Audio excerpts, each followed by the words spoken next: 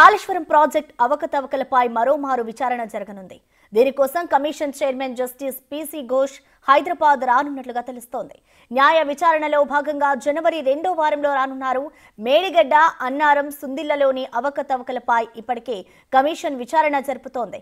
సాంకేతిక, ఆర్థిక పరమైన అంశాలపై కమిషన్ ఇదివరకే విచారణ కూడా పూర్తి చేసింది.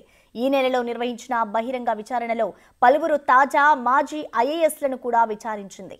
కీలక వ్యక్తులకు ఈ దఫా నోటీసులు జారీ చేయనున్నారు. ఆర్థిక శాఖ ప్రత్యేక ప్రధాన కార్యదర్శి రామకృష్ణారావు, విద్యుత్ సంస్థల ఇంజనీర్ రఘులను విచారించనున్నారు.